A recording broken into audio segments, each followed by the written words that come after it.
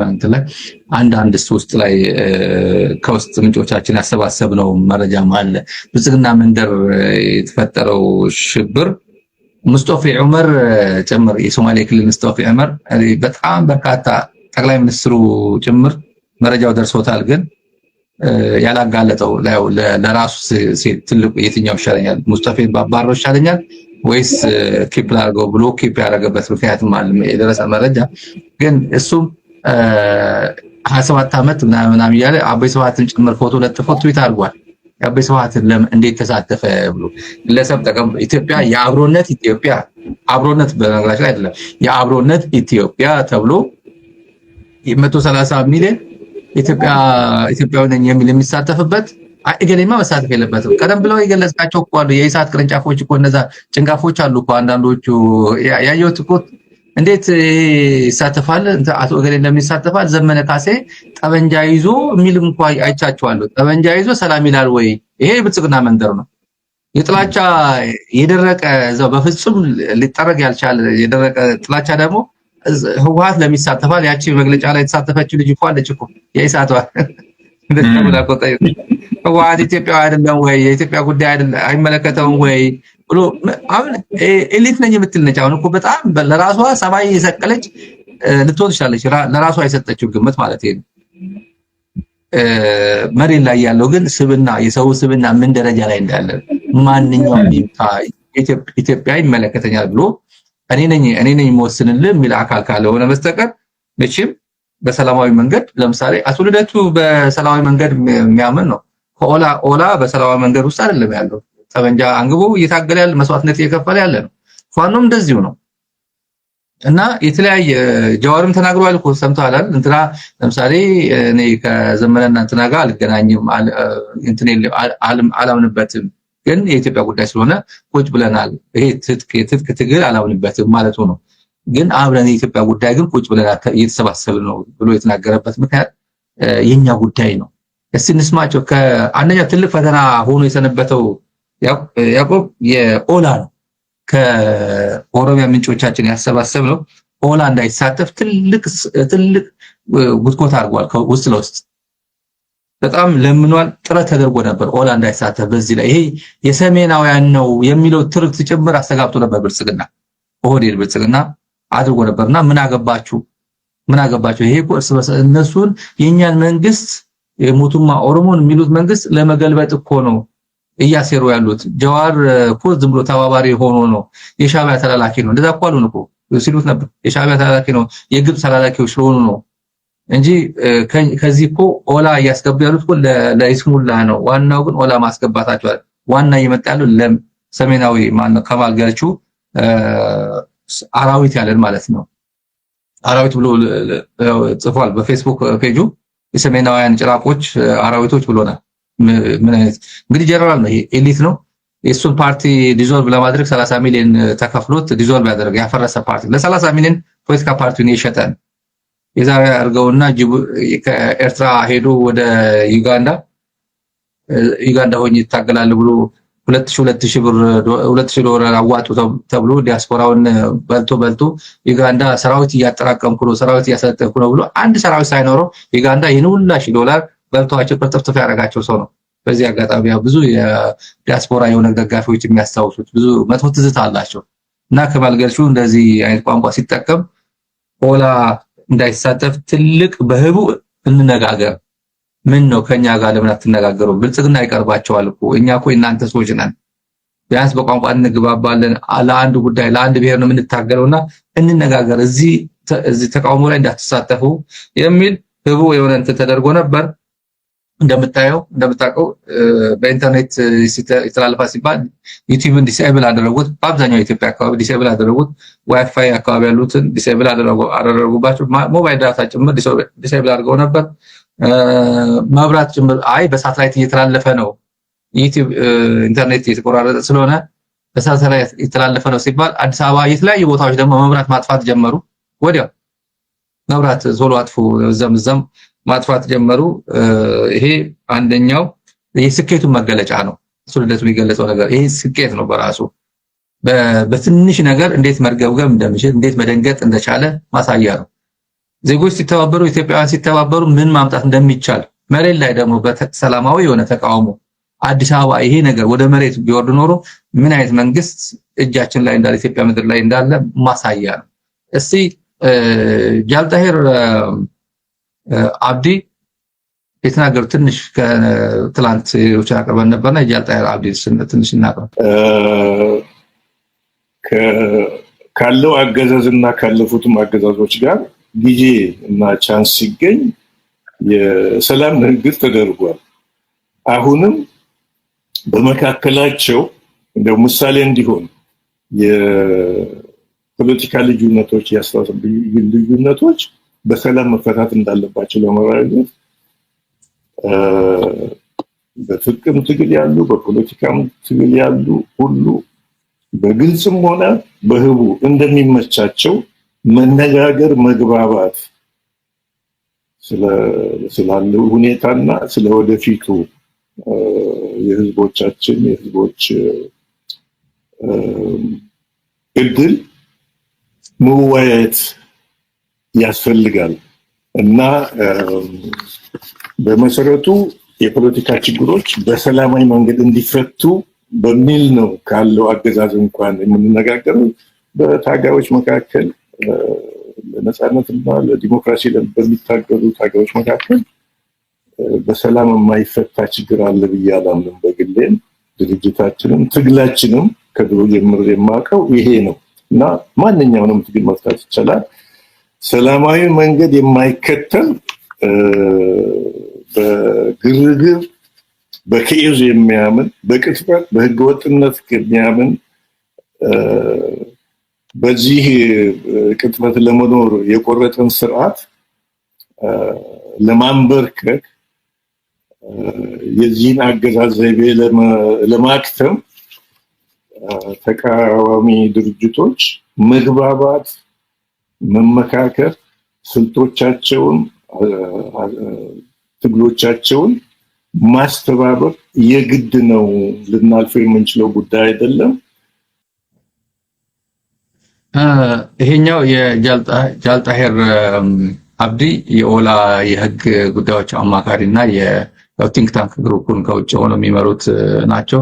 እዚህ ተጨማሪ ትንሽ አስተያየት እንሰጥበታለን። ወደ በቀጥታ ይሄ ብዙ የተነገረበት ስለሆነ ወደ ሪአክሽን ነው የምንሄደው። ያዕቆብ በጣም በቀጥታ ብዙ አሁን ቀደም ላይ ያነሳው የነለገሰት ሁሉ ጉዳዮች እናልፋለን። መጀመሪያ ግን እቺንም እናስቀጥል።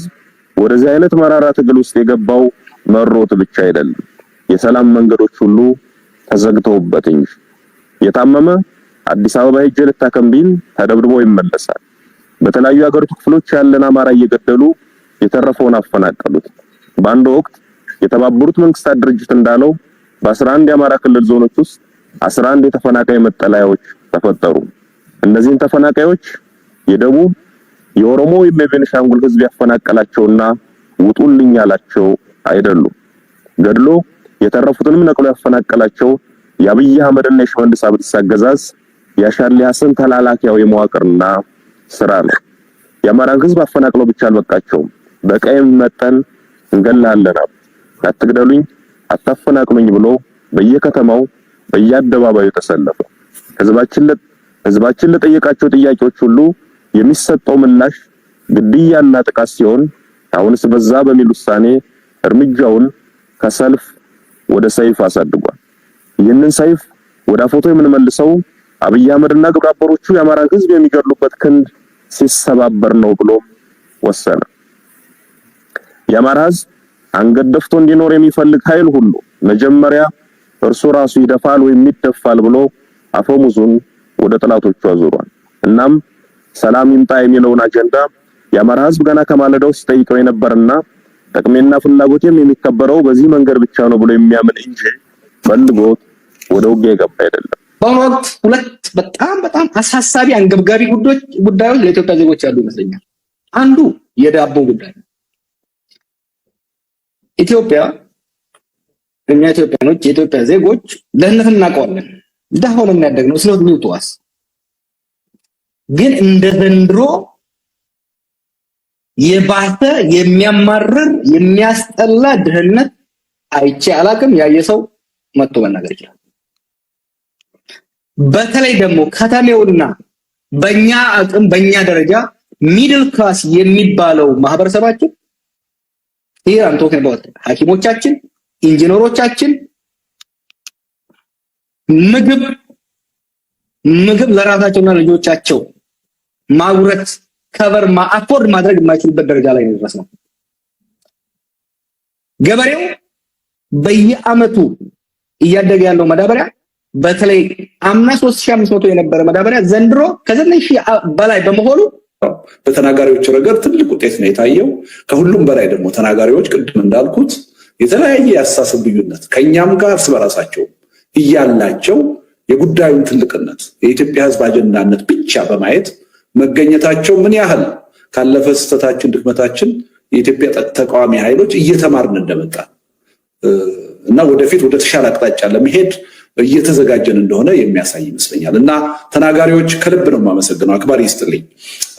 በመቀጠል መገናኛ ብዙሃን መጀመሪያ ያስቀመጥነው እቅድ 10 መገናኛ ብዙሃን ላይቭ ቢያቀርቡት በቂ ነው የሚል ነበር። አሁን በ3 እጥፍ ከ31 በላይ መገናኛ ብዙሃን ላይቭ አቅርበውታል። ልክ እንደ ፖለቲካ ሰዎቹ ሁሉ የመገናኛ ብዙሃኑም ከኛም ጋር እርስ በራሳቸውም የተለያየ ቅራኔና ልዩነት አላቸው። ይሄ አጀንዳ ግን የጋራ አጀንዳችን ነው፣ የህዝብ አጀንዳ ነው፣ የሀገር አጀንዳ ነው ብለው ተሳትፎበታል፣ ባለቤት ሆነዋል። እና ይህም በጣም ትልቅ ውጤት ነው። ከሁሉም በላይ ያው ቅድም እንዳልኩት የኢትዮጵያ ህዝብ በደንብ የዚህ ትዕይንተ ህዝብ ተሳታፊ በመሆን ከፍተኛ የሆነ ውጤት እንድናገኝ አድርጎናል እና ይሄ ትልቅ ነገር ነውና ያዕቆብ እዚህ ላይ ትንሽ አስተያየት ሰጥበታለና ከአይደር ሆስፒታል አንድ ዶክተር ስፔሻሊስት ዶክተር የላከልን አንድ ደሞዙ በተመለከተ ነው። ለመላ ኢትዮጵያውያን የህክምና ሰዎችም የመንግስት ሰራተኞችም ጭምር የሚሆን ነው። ጥያቄው ለጂትሜት ነው። መምህራን ለጂትሜት ነው ጥያቄያቸው። ጠቅላይ ሚኒስትሩ እንደዛ አይደለም የሚለው እኔም የደሞዝ ጥያቄ አለኝ ለጂትሜት ነው ብሎ የሚቀልድበት አንድ ለጂትሜት የሆነ ጥያቄ ከአይደር ሆስፒታል ዶክተር የሁሉም ዶክተሮች ደሞዝ ነው፣ ግን ፕራክቲካል የሆነ በዳታ ቁጭ አድርጎልኝ ነው እያወራደረ ማለት ነው። ግንቦት 2012 አለኝ በጽሁፍ ነው የላከልኝ። እስቲ ለተመልካቾችም የሚመጥናል የሁሉ መንግስት ሰራተኛ ላይፍ ስለሆነ በቀላሉ አስረዳልኝ አለ። ግንቦት 2012 የተጣራ ደሞዜ አይደር ስፔሻሊስት ሆኖ 14635 ከ34 ሳንቲም ነበር። ኮምፒውተር ላይ የመዘገብኩት ነው ይላል።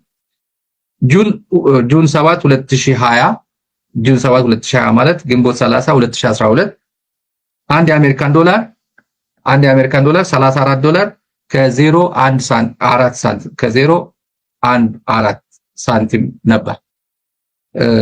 በዶላር ሲሰላ በዛ ሰዓት ደሞዙ ይሄ ዶክተር ስንት ነበር ማለት ነው? በዶላር ሲሰላ 430 ዶላር ከ274 ሳንቲም 274 ሳንቲም ነበር ማለት 430 ዶላር ነበር። ይሄ በ2012 ነው። ግንቦት 2017 አሁን ማለት ነው አሁን ያለን ትላንት ያለፈው ማለት ነው። ግንቦት 2017 የተጣራ ደሞዜ ከ5 ዓመት በኋላ ማለት ነው የተጣራ ደሞዜ 20480 ብር ከ77 ሳንቲም ነው አሁን አለ። 20480 ከ77 ሳንቲም ነው። 15 ዓመታት ስፔሻሊስት ተብዬ ነው ይሄን ደሞዝ ያለ 15 ዓመት በስፔሻሊስት ታይትል ነው ወስዶ አለ። 20480 ብር ከ77 ሳንቲም ነው አሁን ደሞዝ ያለ። ዛሬ የዶላር ምንዛሪ ለተመልካቾች ግልጽ ቢሆን ያው ክሊር ነው። ዛሬ የዶላር ምንዛሪ 136 ከ53 ሳንቲም ብር ማለት ነው። 136 ብር ከ53 ሳንቲም ነው የሚመነዘረው አንድ ዶላር። ስለዚህ በዶላር አሁን ደሞዜ ስንት ነው? 150 ዶላር ከ009 ሳንቲም ነው አሁን ያለው። ይሄ 20 ሺህ ምናምን ሲመነዘር 150 ዶላር 009 ሳንቲም ሆነ ማለት ነው። በ2012 የነበርኩበት ኑሮ ማለት 430 ዶላር ከምናምን ሲከፈለኝ በዛ ሰዓት የነበረ የኑሮ ውድነቱ የህይወቴ ምናምን አሁን ስታስበው ያው በዚህ ደረጃ ቢሆን ኖሮ ያ ደሞዝ ቢሆን ኖሮ በዚህ ሰዓት 58745 ብር ከ309 ሳንቲም መሆን ነበረበት። 400 ምናምኑ በዚህ በኑሮ ውድነቱ ቢሄድ ኖሮ 58745 ብር መሆን ነበረበት ደሞዜ። አሁን ያለው ደሞዜ ግን $150 ነው ማለት ነው። ይሄ ለኢኮኖሚክስ ባለሙያዎች እንዴት ያዩታል? እስቲ ሌላ ጊዜ እንግዳ ስታገኝ እስቲ በዚህ ጉዳይ ላይ ኢሹ አድርገው። የመላ ኢትዮጵያውያን ጉዳይ ነው። እኔ ዶክተር ብሆንም ስፔሻሊስት ብሆንም በየዘርፉ ያለው የደሞዝተኛ ጉዳይ እንደዛ ስለሆነ ነው ብሎናል። ይሄን ያመጣውበት ምክንያት ተመልካቾች ጃዋር ምንድነው ያለው? በኢትዮጵያ ሁለት ጉዳዮች ትልቅ ጉዳዮች ገጥመውናል። አንደኛው የድህነት ጉዳይ ነው። ሁለተኛ የደህንነት ጉዳይ ነው። የድህነትና የደህንነት አደጋ ውስጥ ነው ያለ ነው ብሎ ጃዋር ስለገለጸው ነው ይሄን ያደረኩትና አሁን ይሄን መሰረት አድርገን ባለስልጣናት ምን አሉ ወደሚለው እንሂድ። ያዕቆብ ባለስልጣናት ምን አሉ? ለገሰን እናስቀድም ወይስ ለገሰ አላየውም ነበር አልሰማው ነበር ያለበት እንሂድ? ጎበዝ እየተሳሰብን ነው። ለገሰ ይሻላል። ለገሰ ይሻላል።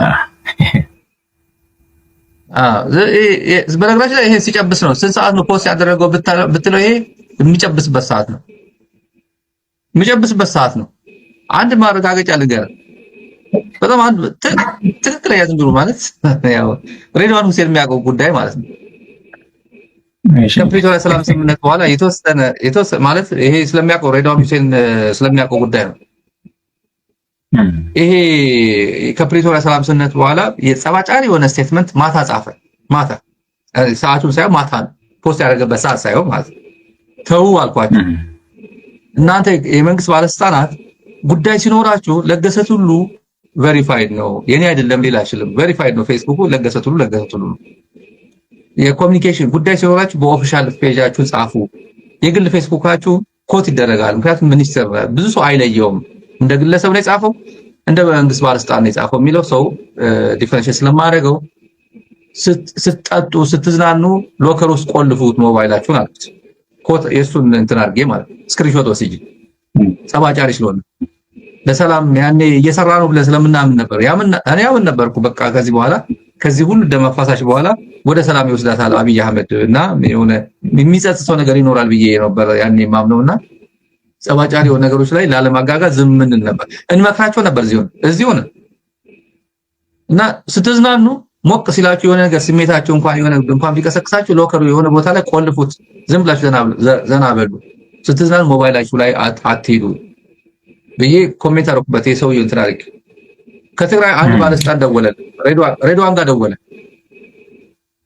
ማለት ሬድዋን ይሄ ቁጭ ብሎ የሚከታተለው ሚዲያ ነው። ካልሰማው እንኳን ቢያመልጠው እንኳን እንደዚህ ስትባል ነበር ሬድዋን ብሎ ሰው ይልክለታል። ሊንኩ በዚህ ደቂቃ ላይ ተመልከታ፣ ከዚህ እስከዚህ አካባቢ ያለው ስላንተ ይነሳሉ ይሉታል። በርግጠኝነት ደውሎ ምንድነው ኮሙኒኬሽን ሰውዬ ምንድነው ብሎ የጻፈው ብሎ ደወለ ከትግራይ። አይ ተውት፣ ያው ስታሊን እንዳለው ነው ምንድነው ያለው ሰው ከትግራይ ያለው ደግሞ እኔ ጻፍኩት አላወቀም። ምን ብዬ እንደጻፍኩ አላየ እንዴ ምን አለ እሱ ሲል አይ ያ ሞቅታ ነው ሎከር ውስጥ ስትጽፉ ስትዝናኑ ስትጠጡ ቴሌፎናችሁን ሎከር ውስጥ ቆልፉ ብሏል። እንደዛ ነው እና የመንግስት አቋም አይደለም የሚያንጸባርቀው። ቶሎ ዲሊት አድርገው ብለናል። ዲሊት አድርገው ወደ ሬድዋን ነው ይሄ ሬድዋን ከትግራይ ጋር ተደዋውሎ አይ ያው ነው ስታሊን እኮ የሰጠው መልስ በቂ ነው፣ መልስ አትስጡ እናንተ በቃ መልስ አትስጡ ስሜታዊ ሆኖና ወዲያው ዲሊት እንዳደረገው ነግረናል ያለ አንድ ትግራይ ከባስተራቱ ለአንዱ ማለት ነው። እና ሰውየው አሁን እንደዚህ ሲጽፍ ይሄ አሁን ለተመልካቹ ያደረስ ነው በምን ሰዓት ነው እኔ ሰማው ሲል ያዕቆብ ትንሽ እንኳን አንተ ኮመን ሴንስ በኦንላይን ይሄን ሁላ ትልቅ ተጋድሎ እየተደረገ የኢትዮጵያ ምላስ የሚባል ኮሙኒኬሽን ማለት ቁጭ ብሎ መስማት የሚጠበቅበት ሰው ካልሰማው ይሄ አሰማሚው ተውስ ቀልድ ነው። ያው ሌስ ሬሌቫንት ናችሁ፣ ሌስ ኢምፖርታንት ናችሁ። ይሄ የኛ አጀንዳ አይደለም። እኛ ከፍ ብለን ነው እየበረርን ያለ ነው። እናንተ ይሄ ኮልኮሌ አጀንዳ ነው ማለት ነው። በሱ ቤት እንደዛ ማለት ነው። ያንቋሸሸው ነው። ቢሆንም ግን ከዚህ በላይ አጀንዳ ያለው ለገሰቱ ይሄን ወደ አንተ እንትን ልምራ ውስጥ ያቆም ከዚህ በላይ አጀንዳ የለውም። አንተ እንዳልከው ትልቅ እየተከታተለ ነው እንትን ያሉት በጣም ተከታትለውታል። በነገራችን ላይ ማለት ነው ዳይጀስት ነው የሚያደርጉት እያንዳንዱን ቃል ከነ ትርጉሙ እኮ ነው እንትን የሚያደርጉት ስታዲን እና አላዳመጥኩም አልሰማሁም ሰው ነው የነገረኝ ተላከልኝ የምለው ነገር አንተ እንዳልከው በቃ ኦልሞስት ሌስ ሬሌቫንት ነው፣ ብዙም ኮንሰርን አያደርገኝም፣ ኮንሰርን አይደለሁም ለማለት ፈልጎ ነው። that's not true. he's very much concerned፣ በጣም ኮንሰርንድ ሆኗል። እና እኔ ከለገሰ ቱሉ ግን ምን አለ መሰለህ ስታሊን የሪአክሽን ከለገሰ ቱሉ ሪአክሽን አንድ እንትን አለ በጣም በቅንነት ያነሳው አንድ ነገር አለ። በቅንነት የሚወስድለት ስታሊን በቅንነት እና በጣም ፖዚቲቭሊ የሚወስድለት አንድ ነጥብ አግኝቻለሁ። ምንድነው የምለው መሰለህ የጠቅላይ ሚኒስትሩ ስብከቶች ህዝቡን እንዳይመስጥ ሆነ ተብሎ ነው በዚህ ሰዓት እንትን ያለዋል እና ስጋት ውስጥ ነው ያለው። ህዝቡን እንዳይመስጥ አለ የመጨረሻዋ ህዝቡን እንዳይመስጥ አወራረደ ኤግዛክትሊ የለገሰት ሁሉ ትልቁ እንትን እኔ በቅንነት ማለት ነው ከልቡ ነው የተናገረው ምላት እቺ ነጥብ ናት። የጠቅላይ ሚኒስትሩ ስብከት ህዝቡን እንዳይመስጥ ወይ ህዝቡን እንዳይመስጥ በዛ ለማድረግ ሆነ ተብሎ የተቀነባበረ ሴራ አይነት አድርጎ ነው ያቀረበው ስብሰባውን። ነገር ግን is not true እውነት አይደለም። የጠቅላይ ሚኒስትር እኮ መብለጥ ነበረበት ስታሊን አይደል እንዴ? የጠቅላይ ሚኒስትር እኮ አጀንዳ የሁላችንም እንትን መሆን ነበረበት አይደል እንዴ? ከኛ ቀርቶ እኮ የሌሎች ሀገር ህዝቦች ጭምርና ፖለቲካ የሚከታተሉ ማለት ነው ይከታተላሉ። በሩቅም ጭምር ያሉ በእኛ አህጉር የሌሉ ማለት ነው ሁሉም ይከታተላል እኮ ምን አለ ምን ጻፈ። አሁን የዚህን ሰውዬ ማለት ነው ኦሬዲ ይታወቃል። አጀንዳው ክሊር ነው። የጠቅላይ ሚኒስትሩ ስብከት ነው፣ ጀስት ስብከት ነው፣ ብልጭልጭ ነው። ከዛ በኋላ ምንድነው ሚራክል የሚባል ነገር ነው፣ ሚራክል ነው። ስለዚህ ብዙም ሰዎች አያዳምጡትም እና ቢሸፈን በእኛ አይደለም በራሱ በጠቅላይ ሚኒስትሩ በፈጠረው ስህተት ነው ለገሰ ማወቅ የነበረበት። ተሸፍኖ አድማጭ ባያገኝ ህዝብን ባይመስጥ በዚህኛው ሳይሆን በእንትን አይደል በዚህኛው ይሄ ፕሮግራም ስለተለቀቀ ሳይሆን ወይ ስለ ጎን ስለሆነበት ሳይሆን ጠቅላይ ሚኒስትሩ ራሱ ያመጣው እንትን ነው የውድቀት እንትን አለ አይደል እየወረደ መጥቶ እዚህ ጋር ቦቶም ላይ የደረሰው ራሱ። ስለዚህ አሁን ለገሰ በትክክለኛ የተናገረው ነገር ስጋት አለው፣ ቀድሞም ስጋት አለበት። ሰው አይከታተል ይሆን ወይ ህዝቡን ይመስጡ ይሆን ወይ የጠቅላይ ሚኒስትሩ ስብከት ህዝቡን ይመስጥ ይሆን ወይ የሚል ስጋት አለው። ኮንፊደንት አይደለም ለገሰ፣ አልተማመነም። ስለዚህ ይሄ ሲጨመርበት ለገሰ ኦሬዲ በቃ እንትን ውስጥ ገብቷል። ታውቃለህ ይሄ ነገር የጠቅላይ ሚኒስትሩ ተሸፍኖብኛል የሚል እንትን ውስጥ ገብቷል። ስለዚህ አንደኛ ትክክል የተናገረው አንዱ ነጥብ እሱ ነው እና እንደ አንዳንድ ጊዜ ቅን ነገር ጥሩ ነገር ስናገር አላል ከልቡ ስናገር አፕሪሺየት ማድረግ አለብን። ከልቡ የሆነውን ነገር ሲያስቀምጥ ባቱ አፕሪሺየት አንዳንድ ይመስለኛል እንደዛ ስታለልና አፕሪሺየት ማድረግ ያለብን ይመስለኛል። ይሄን ተናግረዋል። ሌላው ስለ ሽግግር መንግስት አሁን ሽግግር መንግስት ትናንት እንትን አልነበረም እኔ አልሰማሁም። ምናልባት አምልጦኝ ከሆነ እኔ አላየሁም። እሱ በህልሙም በምኑም ሁሉ ጊዜ ጭንቅላት ውስጥ ያለችው ምንድነች? አንተም ስትናገር ሽግግር መንግስት ብሎ ይተረጉማል፣ ሌላውም ሲናገር ሽግግር መንግስት ብሎ ይተረጉማል ማለት ነው። ለገሰት ሁሉ he's worried a lot በጣም ስጋት ስላለ ያልተባለውን ነገር ሽግግር መንግስት ነው። እነሱ ገና እኮ ጦርነት ይቁም ነው የተባለው እንጂ ሽግግር መንግስት አይደለም። ጦርነት ይቁም፣ ሰላም ይምጣ፣ አገዛዝ ይብቃ ነው የሚለው መፈክራቸው እንጂ እንትን እያለ አይደለም ከወስታለን። እሱ ግን ስለ ሽግግር መንግስት ሲዶልቱ ነበር አለ። ሌላው ወነ ሲከዳቸው ነው አለ። ትጥቁም ወነውም ሲከዳቸው ሰላም መስበክ ጀመሩ አለ። ጫካ ገብተው ሰላም ይስፈን ማለት ፌዝ ነው የሚል ነገር ተናግረዋል። እና በዚህ የሚፈርስ የለም በይነ መረብ በቨርቹዋል ስብሰባ የሚፈርስ መንግስት የለም። ሲኒ ውስጥ እንትን ማዕበል እንኳን ሊፈጥር አይችልም የሚል ነገር ነው። እንትና ስብሃት ነጋንም ነካ አድርጓል መሰለኝ። እሱን ለማለት ነው የፈለገው። ወደ ታች አካባቢ ስታይ ፖስቱ ላይ ማለት ነው የሱ ፖስት ላይ ነካ ለማድረግ ሞክሯል። እና ምንድነው የምለው መሰለህ 70 ዓመት ሙሉ የመከራ አገዛዝ አባቷ አገዛዝ ይቆም። እንግዲህ አሁን አገዛዝ ኢህአዴግ ነው የነበረው ከነበረ ማለት ነው ስታሊን። እኔ በጣም እዚህ ጋር ብዙ ሰው አሁን ትልቁ የኢትዮጵያን ችግር እየሆነ ያለው እንደመሰለ አገዛዙ 27 ዓመት ስሉ ኢቨን ቀደም አሁን የሙስጠፋ ኦመር አለ የሶማሊያው 27 ዓመት ህዝብን 27 ዓመት ህዝብን የበደለ ብሎ ሲናገር 27 ዓመት ህዝብን ማንጋ ነው አስሽት የሚያደርገው አይምሮ በቀጥታ ከአንድ ሲንግል በዲጋ ነው አስሽት የሚያደርገው ከህወሓት ጋር which is not true ውሸት ነው። 27 ዓመት ኢትዮጵያን ያስተዳደረው ኢህአዴግ ነው። ኢህአዴግ ነው። እኔ አሁን ተበድያለሁ። ከተበደሉት ውስጥ አንዱ ነኝ። ደቡብ ኢትዮጵያ ክልል ደቡብ ብሔረሰቦች ክልል ውስጥ የበደለኝ ደህደን ነው። ደህደን የሚባል ነው። የምጠይቀው እሱን ነው እንጂ የማላውቀውን አካል እሱ ነው የበደለኝ ብዬ ይሄኛውን ንጹህ አድርጌ መመልከት አልችልም። አብዛኛው ሰው ስህተት እየሰራ ያለው እዛች ጋር ነው። በቃ እነኛን ነፃ እያደረገ 27 ዓመት እነ ጌታቸው ረዳ አልነበረበትም? እንደስታለን አልነበረም? 27 ዓመት ላይ አልነበረም? አባዱላ ገመዳ አልነበረም? አባዱላ ገመዳ ሌሎችስ አልነበሩም? እንደ ዛሬ አሁን ብልጽግና ውስጥ የሆኑ የት ነው ያስቀመጣቸው? እነኚህን ለማን ነው የሰጣቸው? ወይስ ወደ ብልጽግና መግባት በቃ ኦልሬዲ ያጸድቃል፣ ያኛው ደግሞ እንትን ያስብላል? 27 ዓመት የምትለዋ እዛች ጋር እንትን አለ።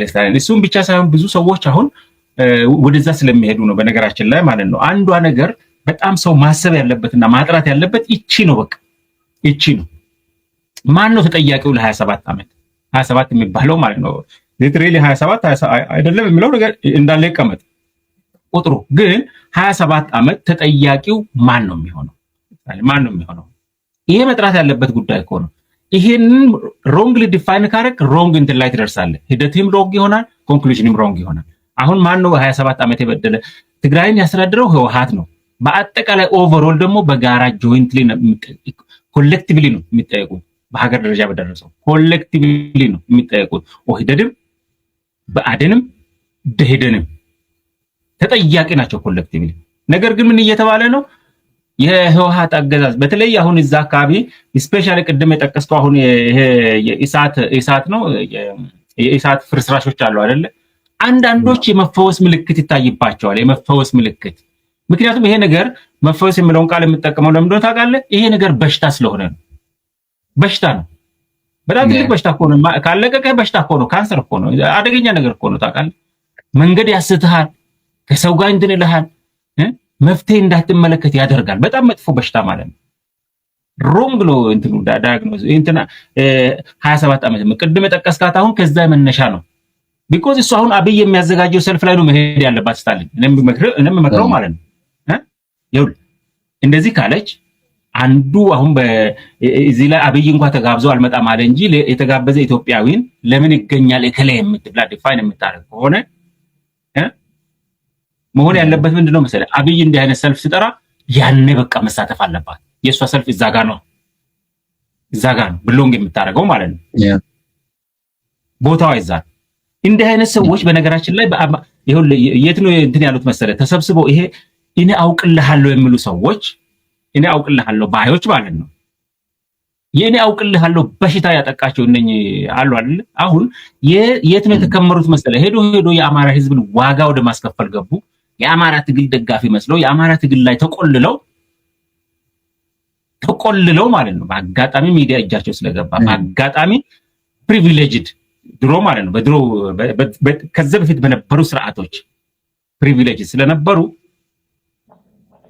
አጋጣሚ እንትን ስላሉ አየህ አሁን ይሄንን የአማራ ህዝብ ላይ ነው የተቆለሉት። ዛሬ አሁን የዘመነ ካሴ አይ የነ ገዳይ የህዝባችን ገዳይ አብይ አህመድ ነው ብሎ በግልጽ ስመጣ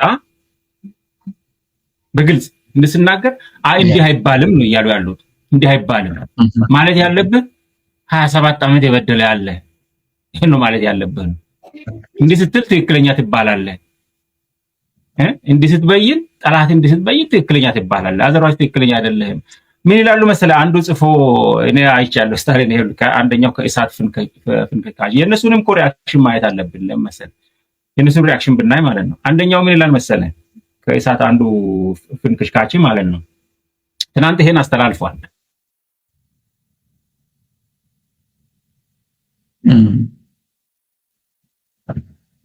ኔትወርክ ሄደ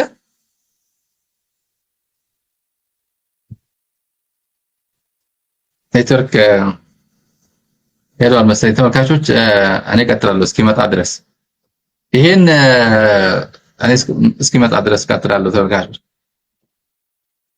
መቼም የዚህ ሰውዬ የዳንኤል ክብረትም አይታችሁታል። የዳንኤል ክብረትም በዚህ ጉዳይ ነው አረስቴ እንትን ያለው ተመሳሳይ። በዚህ አጋጣሚ ዛሬ የነበረው የወላይታ ዲቻ ጨዋታ ምናምን ያው ትንሽ ችግር ነበር መሰለኝ። ተቃውሞ ትንሽ ከበድ ብሎ ያለ እንትን እንገባለን ብሎ ከአቅም በላይ በሆነ ምክንያት በህግ ያው በዝግ እንደሚደረግ ጨዋታ ተብሎ ዛሬ ትንሽ ከተማው ሲረበሽ ነበር። አይታችሁ ከሆነ ካላያችሁ ማለት ነው። ያዕቆብ እስኪመለስ ትላርግላችሁ ብዬ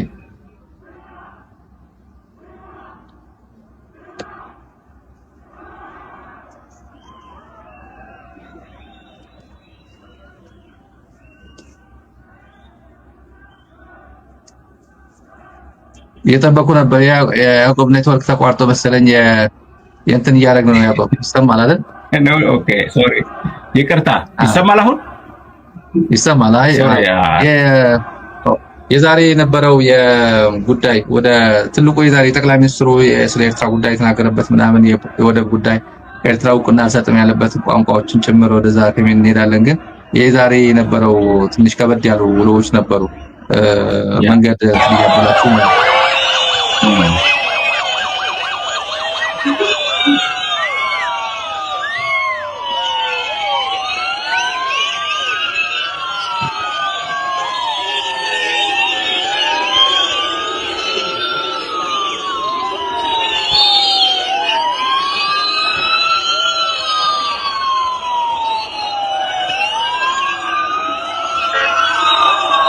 ይሄንን የዛሬ እንትን አንድ ሰው ሞቷን ሰምተናል።